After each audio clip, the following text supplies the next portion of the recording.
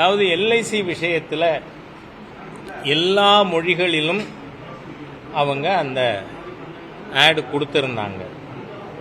அது சில ஸ்நாக்ஸ் மூலமாக தமிழ் வரல.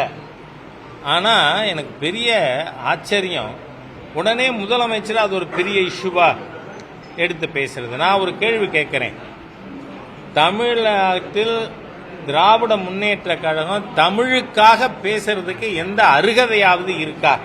ஏனென்றால் பள்ளி கல்வித்துறை அமைச்சர் மகேஷ் பொய்யாமொழி, அவர் மகன் தமிழ் படிக்கலைன்னு செய்தி வந்தது.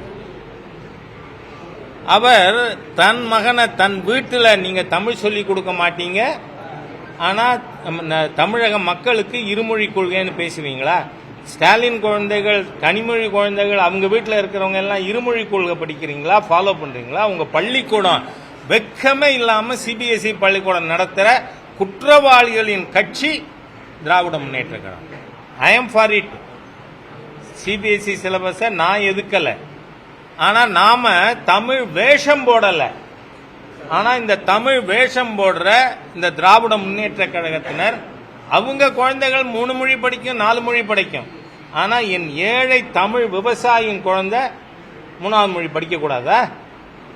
ஏழை தொழிலாளர் குழந்தை படிக்கக்கூடாதா? இவர்கள் தீய சக்தியா இல்லையா? இன்னைக்கு மகேஷ் பொய்யாமொழி ஷுட் கிளாரிஃபை. ஏன் உங்க பையன் பிரெஞ்சு படிக்கணும்? ஏன் தமிழ் படிக்கல? ஏன் திராவிட முன்னேற்ற கழகத்தில் இருக்கிறவங்களுடைய குழந்தைகள்லாம் சமச்சீர் கல்வியில் சேர்க்க மாட்டீங்க உங்க குழந்தைகளை? ஆகவே இந்த மொழி தகுடு திட்டம் உங்களுடைய மோசமான நடவடிக்கை, மக்கள் விரோத செயல்கிறேனா? சாதாரண ஏழை எளிய மக்களுக்கு நீங்க தடை போடுவீங்க. அரசு பள்ளிக்கூடத்தில் அவங்களுக்கு ஆப்ஷனலா நீங்க பாத்தீங்கன்னா, திராவிட முன்னேற்ற கழகம் காங்கிரஸோட மத்தியில் ஆட்சியில் இருந்தது.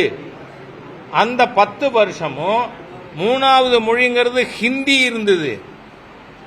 முதல்ல மாண்புமிகு பிரதமர் மோடி அவர்கள் பொறுப்பேற்ற பிறகு திரு கஸ்தூரிரங்கன் கமிட்டியினுடைய பரிந்துரையின் பேரில் தாய்மொழி, ஆங்கிலம், any one of the Indian லாங்குவேஜஸ்னு கொடுத்திருக்கிற ஒரே அரசாங்கம் இன்னைக்கு சுதந்திர இந்தியாவிலேயே மாண்புமிகு பிரதமர் மோடி அவர்களுடைய அரசாங்கம் தான். ஏன்னா இந்த நேஷனல் எஜுகேஷன் பாலிசி ராஜீவ்காந்தி அவர்கள் பிரைம் மினிஸ்டர் இருந்தப்போ முடிவு செய்யப்பட்டது. அதுல 3வது மொழி ஹிந்தி ஆர் சன்ஸ்கிரிட்னு இருந்ததை any one of the Indian லாங்குவேஜஸ்னு சொல்லி எல்லா மொழிகளுக்கும் முன்னுரிமை கொடுத்து அவரவர் தங்கள் குழந்தைகளை தான் விருப்பப்பட்ட மொழி கற்றுக் கொடுக்கலாம்னு சொன்னா, திருப்பி கொஞ்சம் கூட வெட்கமே இல்லாமல் மாண்புமிகு முதல்வர் அவர்களும் சரி, அவருடைய திராவிடியன் ஸ்டாக் அவர்கள் பேசிக் கொண்டிருப்பது மத்திய அரசை குறை சொல்லுவதை மக்கள் மறுத்தளிக்க ஆரம்பித்திருக்கிறார்கள். உங்க வேஷம் இனிமே எடுபடாது. 64, 67 திராவிட முன்னேற்ற கழகம் வேற. அன்னைக்கு நீங்க குற்றவாளியா இல்ல, இவர் ரா. ஆனா இன்னைக்கு எல்லா திராவிட முன்னேற்ற கழகம் முதலமைச்சர் குடும்பத்திலிருந்து எல்லாருமே குற்றவாளிகள் தமிழ் விஷயத்தில். ஆகவே பேச வேண்டாம், தயவு செஞ்சு இனிமே இந்த மாதிரியான ட்விட்டர் போடுறது, அறிக்கை கொடுக்கறதெல்லாம் மாண்புமிகு முதல்வர் அவர்கள் நிறுத்தி கட்டம்னு நான் ரிக்வஸ்ட் பண்ணி கேட்டுக்கிறேன்.